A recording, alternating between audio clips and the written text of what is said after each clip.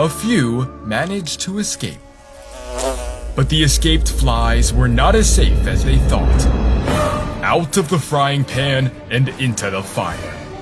The wild colony.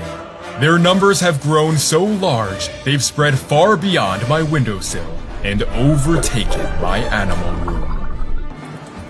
My pets aren't a fan of their new roommate. It seems our colony is not as prepared as I thought. So over the next year, our colony became an empire.